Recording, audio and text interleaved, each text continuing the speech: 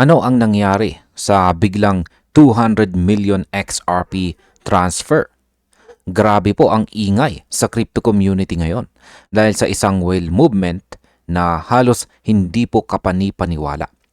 Meron pong isang wallet ang naglipat ng 200 million XRP, isang galaw na nagkakalaga ng mahigit $435 million. Kung iisipin mo, parang napakalaking halaga nito. Pero ang fee or ang transaction fee nito ay nasa 40 digits 1 XRP lamang. Yes po, mga crypto, halos libre. Isa po itong malinaw na paalala kung bakit ang mga whales ay walang kasing sulit ang XRP Ledger pagdating po sa efficiency at saka cost. Pero ang tunay na tanong, bakit po biglang gumalaw ang ganito na kalaking halaga? Accumulation ba ito o may paparating na dump? At ayan, ang ating sunod na katanungan ay ano po ba ang sinasabi ng verified blockchain data?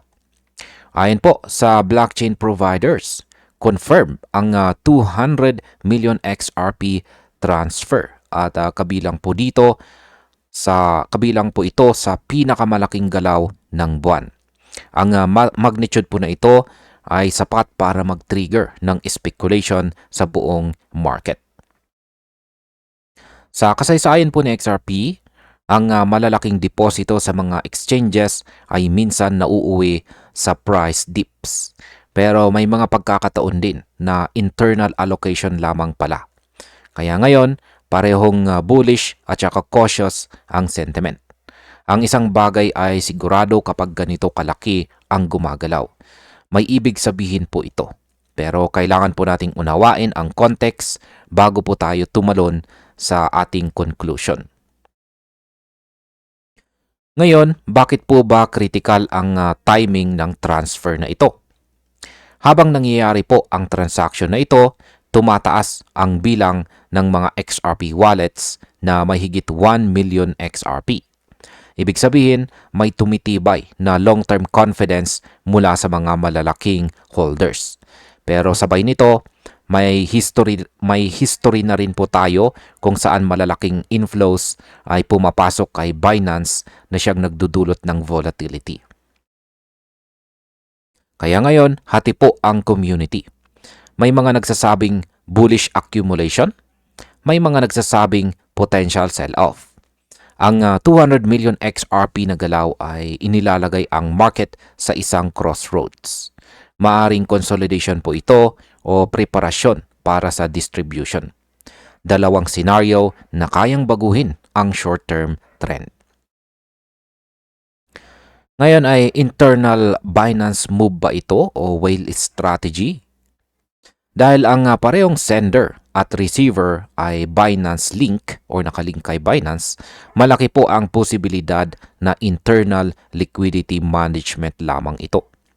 Normal po sa mga exchanges ang magpagalaw ng malalaking funds para i-balance ang cold at saka hot wallets. Pero may isa pang teorya. Posibleng ang OTC, posible pong over-the-counter preparation po ito. Kapag ang mga whales ay bibili o magbebenta ng malakihan, dito po sila dumadaan para hindi maapektuhan agad ang order books. At kung ganoon nga, may malaking player na gumagalaw ngayon. Pero hindi rin imposible na simpleng treasury operations lamang ng Binance. Kaya kailangan po nating tingnan ang mga kasunod na transfers. Ano naman po ang dapat nating i-monitor sa mga susunod na 72 hours? Yan, kung gusto mo pong makita ang tunay na direksyon nito, bantayan po natin ang mga bagong transfers mula sa recipient wallet. Kapag naghiwa-hiwalay ang 200 million sa mga maliliit na wallets, madalas ay distribution po ito. Kapag idle naman ang pondo, maaring internal shifting lamang.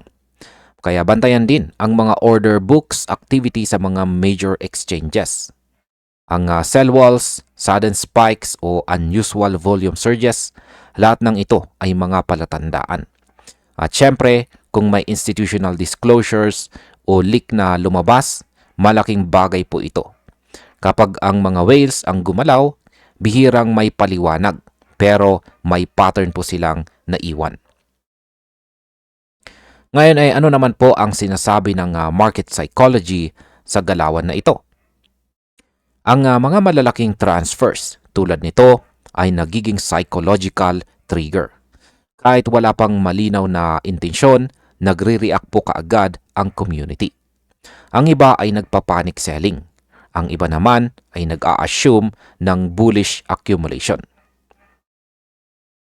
Pero ang realidad or katotohanan, ang mga whales ay hindi po basta-basta gumagalaw ng walang dahilan.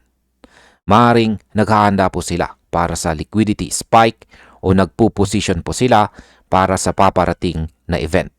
At sa kabila po ng uncertainty, ang ganitong klase ng galaw ay nagpapakita kung gaano po kalaki ang role ng whale behavior sa mga short-term price direction. Ngayon ay paano naman po kapag mas lumakas ang demand dahil sa institutional activity? Ayan, habang nangyayari po ang transfer, lumalakas ang institutional interest kay XRP.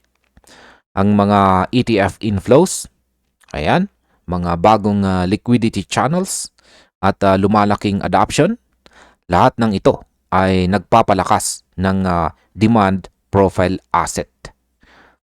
Kung internal Binance na galaw ito, maaring nagpo-position po sila para sa mas malaking volume. Kung external whale naman ito, pwedeng nag-a-adjust po sila ayon sa bagong liquidity expectations. Ang XRP ecosystem ngayon ay mas abala kaysa sa dati. Kaya ang timing po ng 200 million na galaw ay hindi natin dapat baliwalain. At bilang panghuli ay ano naman ang aking masasabi tungkol dito. Sa ngayon ay walang 100% na sagot kung sell-off preparation ba ito, internal management o accumulation. Pero isang bagay lamang po ang malinaw. Kapag gumalaw ang 200 million XRP, may dahilan. At sa susunod na ilang araw, magpapakita ang ledger ng tunay na intensyon. Ang market watchers, analyst, at ang XRP community, lahat ngayon ay nakafocus po sa galaw na ito. At sa huli, maaring bullish o bearish, ang galaw ng whale na ito ay paalala ng XRP market ay buhay, gumagalaw at kontrolado ng malalaking kamay. At kapag gumalaw ang kamay na ito, lahat tayo ay sumusunod. At ayun, hanggang dito na lamang po tayo sa video na ito mga ka-crypto. Maraming salamat sa panonood.